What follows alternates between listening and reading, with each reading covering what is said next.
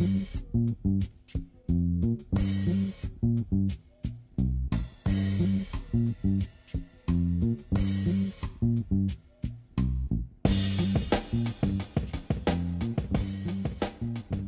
guys, thanks for checking out Quick Sessions Podcast. My name is Garrett Terrio, and today we're going to talk a little bit about tempo. Now, lately I've been focusing more on it, and shame on me for not doing it earlier, because it really is such a great tool for working out. I guess because I don't do it myself, I don't worry so much about it. But what I mean with tempo is the slowing down of your movements. It's something that has tons of benefits to it, but just in general, a lot of people don't like to do it because exercises that take longer to do aren't as enticing, right? It's, no one wants to plank for a minute, right? We'd rather just drop to the floor and crank out some crunches, regardless of how important the lift is. And I think it's very important as part of your routine to really sometimes just take a breath and slow down, lighten up the weight, and really focus on slowing down your movements. And the number one reason, if I had to put it all together, there's a bunch of reasons, but for number one, I would say just the mind-muscle or mind-body connection, however you want to say it, increases so much when you go slower. And it's because of muscle recruitment and things like that, neurological adaptation, amongst other things. But it all comes together when you take your time. And I know it's not as fun when the weight has to be lightened, but the benefits of it, of increasing that blood flow and muscle fiber recruitment and neurological adaptation, I think doesn't do more than lifting heavy weights, but it at least gets your body in the right state to get the most out of lifting those heavy weights later on. And I'll give you a couple examples. So when I'm talking about tempo, there's different ways to do it, right? It doesn't mean everything of every exercise movement has to be the same speed. You can go slow on the way down, slow on the way up. You can do slow down, hold at the bottom, and then come up, hold at the top. You can just go down slow and explode up. That's probably the most common one most people use. And the varying amount of time for how slow that movement is can vary. It could be 10 seconds, it could be 3 seconds. It's up to you. But if I had to start off and say number one thing to do, I want to control the tempo of my workout. I want to change it up, add this variable into my exercise routine. Eccentrically would be the time to do it. Now, the eccentric part of the contraction is the lowering of the dumbbells or the barbell on a bench press, lowering the dumbbells you curl, which I think is one of the biggest exercises where a slower tempo is beneficial, but I'll get into that in a second. But it's the part where the muscle's lengthening, right? It's when you are fighting against gravity, just giving it enough time to lower, applying just enough force so it can lower at a decent rate. Now that's well and good. I think most people do take their time going down a little more than they do coming up. During the concentric phase, during the curling up of the dumbbell, of the upward phase of the bench press, things like that. And I'm not opposed to it. That's probably how I like to do it too. I enjoy exploding during the concentric phase of an exercise. But I just want to point out that you don't have to. Now, part of the reason eccentrically it's so important to go slow is because, number one, you're lengthening slower, which just use common sense. The rubber band, as you pull it, if you pull it nice and slow, you kind of feel like you can get a little bit more length out of it. If you just pull it real fast, boom, it's snapping, right? There's no limit set. It's not going to stop where it's supposed to stop. Whereas if you pull it slow, it's going to get a little harder and harder until you feel, okay, this is it. Secondly, especially when it comes to the barbell curl, pull-ups, tricep push-downs, taking your time on the way down is also in the same family as controlling that dumbbell on the way down. Too many people will explode up with the dumbbell curl and then just drop it.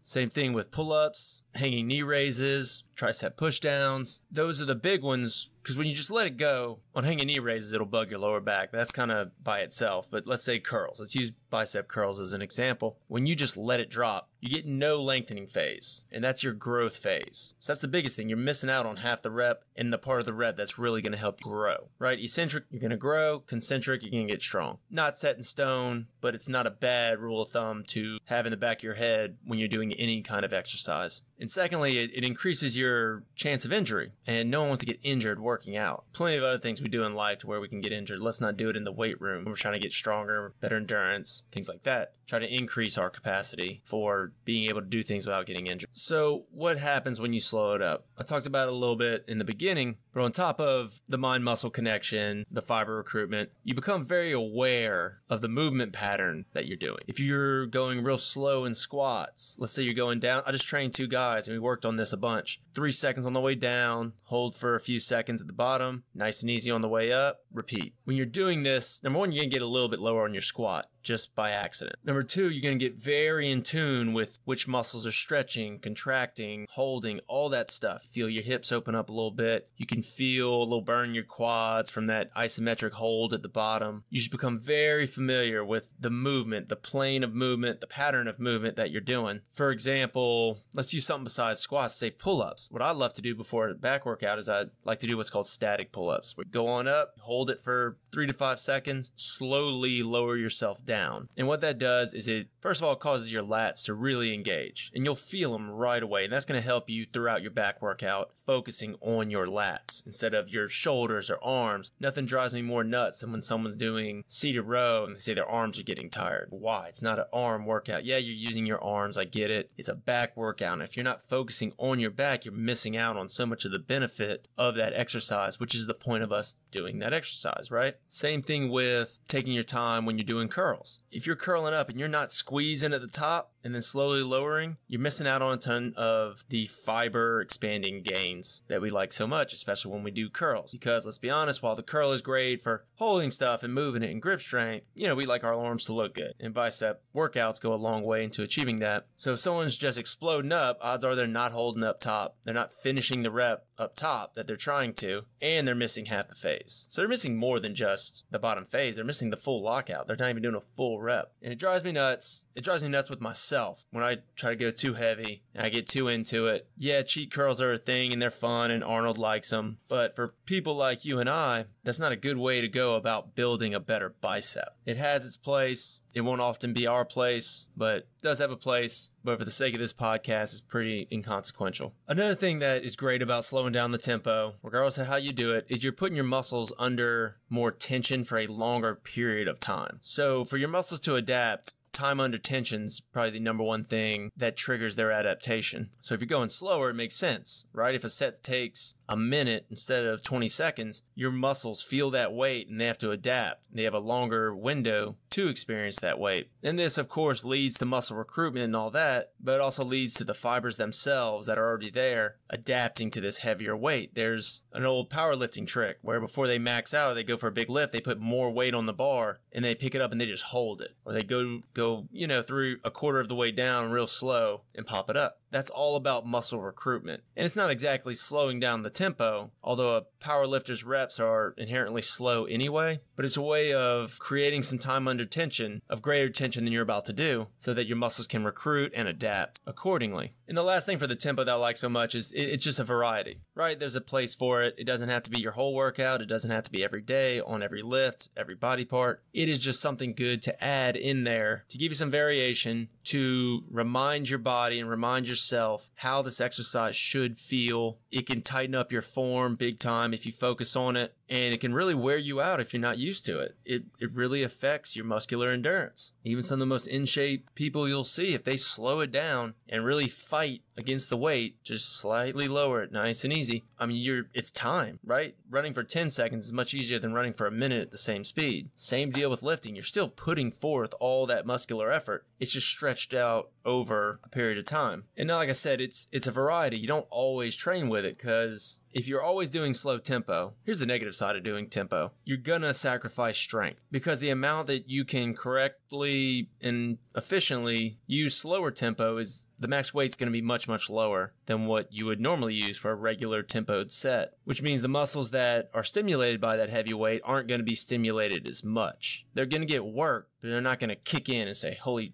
you know what? I got to get my act together. We got some heavy weight. And that's goes double for type 2, for the fast twitch muscle fibers. You just need more weight to stimulate those muscles, to really recruit the muscles that are going to give you that pop. And the slowing down, especially of the concentric phase, isn't really going to help that. Fast twitch fibers want to explode. They want to be fast. So essentially, the more weight on the bar, more explosive the rep, the faster these type 2 fibers want to jump in and help it out. And when you go slow, they are not stimulated nearly as much. And also, not all exercises are created for slowing down, right? Anybody that's done a power clean, there's no slowing down in that. A box jump, we can't control gravity well enough to do that. If you're on the moon, sure, a slowed down box jump, go for it. Sled pushes is another one. You can do some walks with the sled. That's not really what it's meant for. It's not how you're going to get the most effective workout out of that sled. And then, of course, sports-specific exercises, like if I have a baseball player and I want him to work on torso rotations, throwing his hips, there's no real time to go slow in that. There's no benefit. It's all about popping. And with that being said, so I have some of my favorite lifts to go slow on, whether it's to warm up or have it as a working set in your routine. Curls is number one. That's number one because most people try to do too much weight. They try to do it too fast and end up using their shoulder, their back, and they don't even really isolate that bicep. And that's what the curl is. It's a bicep isolation exercise. So that's the number one that I would always go slow on. I would go lightweight. I'd go high rep. The second one is calf raises. Now, I don't necessarily mean slow completely on the calf raises. What I like to do is I like to go real slow for the first 10 or so. After I get that out, all the way down, all the way up, nice and slow, calves are burning. They've been under some stress for those 10 reps. After that, I like to go fast. I like to crank out 20 as fast as I can, trying to keep the same range of motion to the best of my ability and really crank them out fast. The science behind it is because your calves are just always used. Tons of slow twitch muscle fibers, but hitting them with some fast twitch recruiting muscles does wonders for it. I feel like it's one of the best ways to really burn out your calves and help your calves grow. The third one I like a lot, and all these that I'm going through, they're not all the same type of tempo. The curls are slow up and slow down with a hold at top. Calves, it's just within the set. I'm doing slow reps and fast reps. And this goes for number 3, is just the chest press. I like to do negatives. I normally do these on a machine, especially if you don't have a spotter. That may be the way to do it. But even with a spotter, it's so much easier. And you press regular, then you take your time. And I like to go 8 to 10 seconds on the way down and really stretch those pectorals. Same thing with chest flies. Chest flies, I like to treat them the same way I do chest press. Nice and slow on the way down, explode on the way up. The fourth one I have is the squat. Now that's probably the most inclusive, slowed down tempo exercise that I perform. And that's the one where we go 3 to 5 seconds on the way down, hold at the bottom for 3 seconds, we'll say. And then about 3 seconds, control your body, control that core, drive those hips to the top, bam, rinse and repeat. That one's slow the whole way, right? And I love to warm up that way, especially if you're going heavy weight. That's not the way to do it. You want to be able to explode 3 squats when you're going heavy. But cut the max in half and do a set of 8 to 10 nice and slow. It does a great job for recruiting all your leg muscles. So whether you're a quad squatter, it recruits the glutes and hamstrings and vice versa. Also, it helps you get lower. It helps those hips adapt because you're just instinctively going to be lower when you're holding that bottom position. Same thing goes with hamstring curls. It's all about recruiting the hamstring curls. You can explode on the way up, go nice and easy on the way down. I kind of lump that in with squats because I'll do both, but that does a real good job of getting those hamstrings fired up and ready to go for those heavy squats or those lunges, whatever you want to do. And the last one that I like so much, I kind of touched on it earlier, is a wide grip pull-up, static pull-ups I call them, only because it gets your lats so engaged. I mean, you can almost feel those lats opening up when you're doing a good set of static pull-ups. And it just helps you throughout the rest of your back workout. It helps your posture for everything. You don't have to think about it as much. If you're a big deadlifter, it'll be hard to not be postured up. But anything, bent over rows, other types of pull-ups, lat pull-downs, seated row, single arm dumbbell row. If you get your lats engaged, you will be able to feel them and activate them through all those exercises so much better than if you went into them a little colder. The hardest one I notice is people doing bent over row, or well, actually number one would be single arm dumbbell row. Getting that lat engaged. Once it's engaged, it all makes sense where the elbow goes, where the wrist goes. So I would say before every back routine, if I have one piece of advice, do a set of static pull-ups. They really are awesome, and you feel them right away. And it just helps you activate your back throughout the rest of your workout. Guys, I hope this was helpful, something to try next time you're in the weight room. Just slow it down a little bit, especially on curls. And you know who I'm talking to if you're listening to this podcast and you work out here. Take it easy on the curls, slow them down. Squats, back, start off with just 2 sets in the beginning of your workout, slowing it down, and it will do wonders. It'll change everything. It'll focus you in on those muscles way better than if you went in cold. Reduces injury, yada yada. You already listened to the podcast. I don't have to summarize that much. Thanks for checking out episode 52. If you are not subscribed, please hit the Apple Pod Center or wherever you get your podcast. We're on most of the platforms, most of the major ones anyway. Subscribe, rate and review. Follow us on Instagram and Facebook at Quick Sessions Podcast, on Twitter at Podcast Quick. And if you don't have any way to download podcasts, these are also on YouTube. Nothing really to see. It's just a blank screen with me talking. So another podcast way to do it. Guys, thanks so much. See you next time.